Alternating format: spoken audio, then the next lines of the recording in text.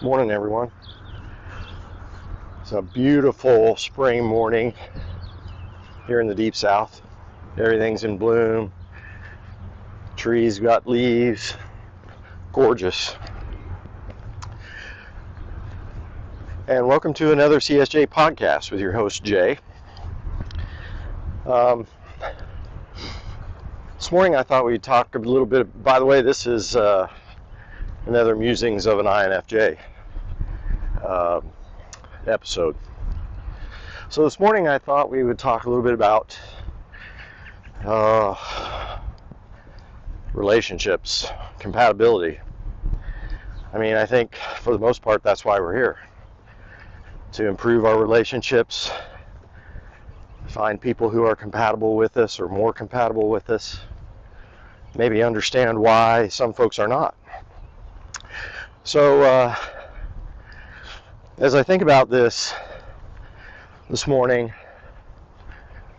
I'm also thinking about Chase's lectures on the subject of synchronicity, asynchronicity, seasons 5 and 25 respectively on YouTube. So check those out. But yeah, compatibility. You know, it's an interesting thing, compatibility. There's, we can think of that term in a general sense, but we can also think it in a little more specific sense in terms of compatibility versus camaraderie, or compatibility versus non-compatibility, synchronicity versus asynchronicity. The reason this is on my mind this morning, I thought a lot about it, is the concept of attraction. And Chase calls it cognitive projection. It's attraction, essentially. And in thinking of a couple of very good ESTP friends who I love, they are so much fun. I learned there's a difference in attraction. There's attraction from the standpoint of, yeah, I would like to be like that person. I would like to develop those skills. I want to be the kind of person that person is. And then there's another kind of attraction. The attraction that is more, I want to share my life with that person. I want to love that person. I want to experience intimacy with that person. Two very different things, but I think when we are, without appreciating those differences, and we see or we find ourselves being attracted to people,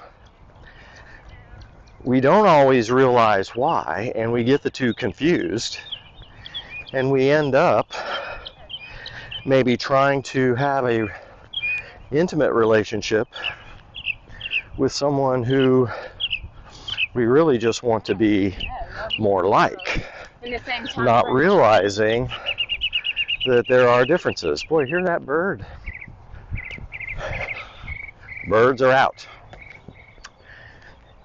So anyway, so it comes to mind that recently there's an INFJ group, I guess, on Facebook that I'm a part of. Every day I wonder why I'm a part of it. It's so triggering, but I learn a lot, and it gives me a chance to think about myself and challenge some of the thoughts, beliefs, the things that are said in that group. Anyway, there was a comment or a post recently that said, someone said, who I assume is an INFJ, they were talking about how great a relationship would be with another INFJ. And I'm sitting here thinking, why would I want to enter into any kind of relationship with my twin? I mean, where is the learning there? Well, actually, maybe there is learning. Maybe it's the intimacy that would be difficult. But nevertheless, I just see it as a potential for a lot of competition, a lot of conflict, unless, of course, one of those INFJs is mistyped as an INFP. I'm sorry, an INFP mistyped as an INFJ. In that case, it could be quite good, being a silver pair. But, yeah. So, with the ESTPs, that's my subconscious. I aspire as an INFJ, I aspire to be, or be like, let's say, an ESTP. And at this stage in my life, I find myself even more so than probably ever, just trying to find that joy that your subconscious brings,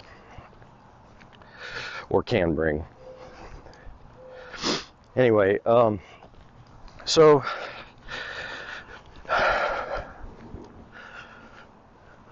when I remember early on when I have met these first two. I mean, I met them at different time, one much longer time ago than another. And we'll talk about ESTPs separately in the other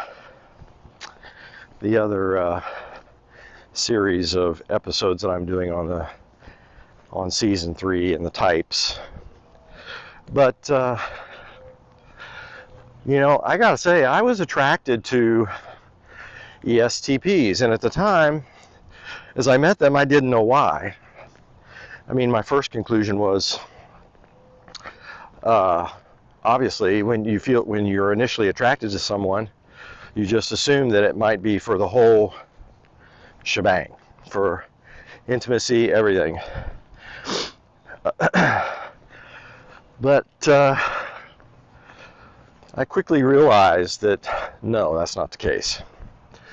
From an intellectual standpoint, from a sexual or intimate standpoint, no.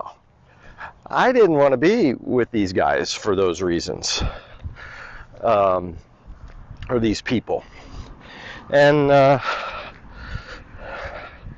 it really taught me the difference of, or what we need to be considering when we find ourselves attracted to someone is why. Yeah, I wanted to be like them. I wanted to be able to walk into a room and people immediately take notice, have a wolf pack, just enjoy life for what it is, just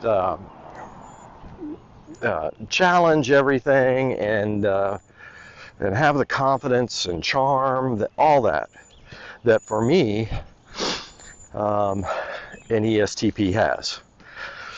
I mean, they're an alpha male. I mean, who wouldn't want to be an alpha male, I guess? I don't know.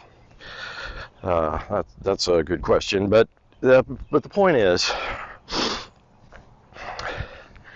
that no, there's no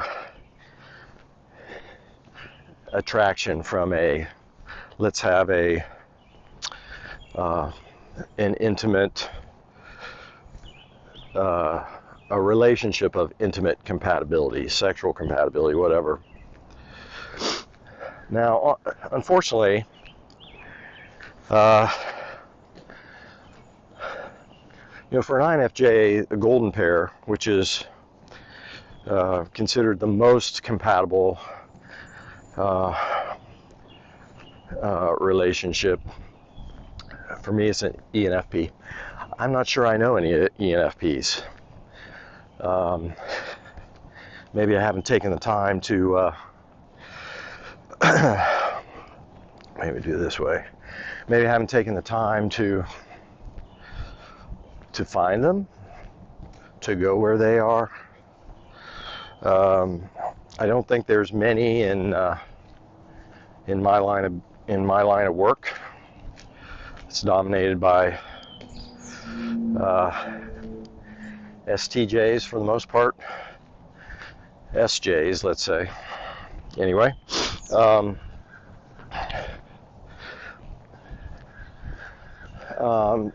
we'll see. Maybe that's remains to be seen. But I'm not sure that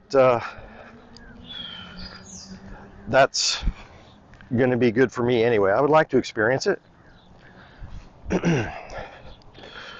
But it's a little too facilitating. It's too enabling, I think. So, that brings me to a pedagogue relationship. And as I said in a prior video, that I have had several relationships of various kinds with ESTJs, bronze pairing, and those work and can work over the long term. I think the one that really is probably the most beneficial for everyone to consider is a pedagogue relationship.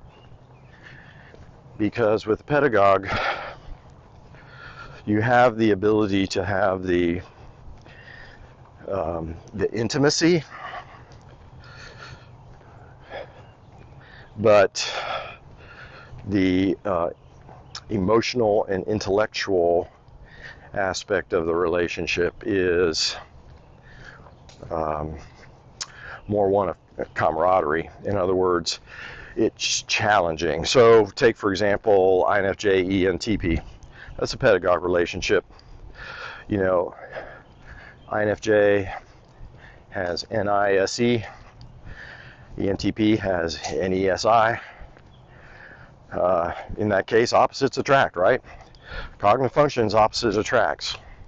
Not opposites attract if you're looking at the MBTI four-letter dichotomies. No, that kind of duality, which says ESTP is the best option. No, not at all. I guarantee that. But the pedagogue relationship is a blend. It's a blend of the sexual, more intimate compatibility, but the intellectual and emotional is one that's more of a camaraderie type. So for an INFJ, FE parent, TI child, guess what? ENTP, TI parent, FE child. There's going to be some rub. There's going to be some conflict. There's going to be some suffering.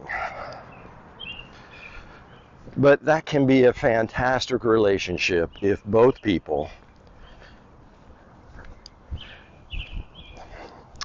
are willing to be patient, be humble, and be willing to learn from the other. If you're not open enough to learn from somebody else, especially in a relationship like this, you really don't need to enter it because it won't work. It just won't work. I mean, it can survive for a while, but the purpose of it is to learn and grow. The purpose of it is respect. Whereas the intimacy is where the love is. So you have both love and respect in a pedagogue relationship. They're not easy. They're not meant to be. But that's why we learn and grow.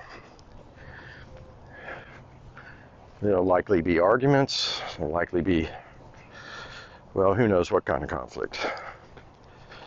But again, patience and a willingness to accept that maybe you're wrong, and can learn from the other. If you can do that, pedagogue relationship can be the most beneficial, the most satisfying of any of them, I think, anyway.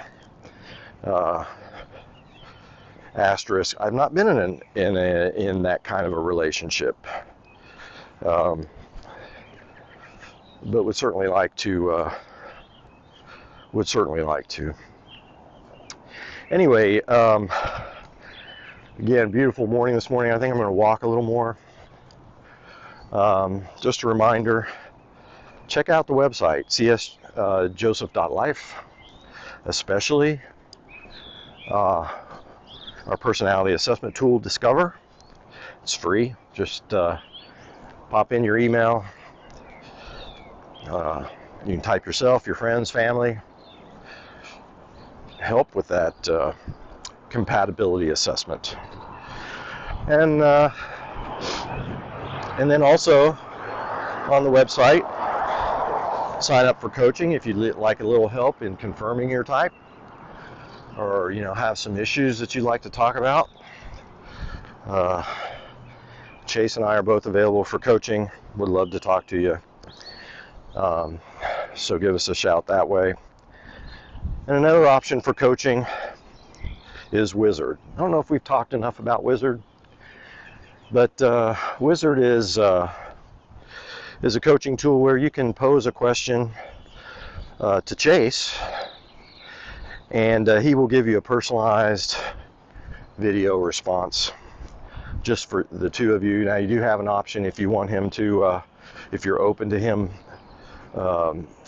using that as more as a lecture or a video for the benefit of other people, say on YouTube or whatnot, or maybe it's members of the community. I'm sorry, I can't recall, but either way, that's an option for you. It can be private or it can be somewhat public, but yeah, it might be a coaching option that you'd like to pursue. So Wizard.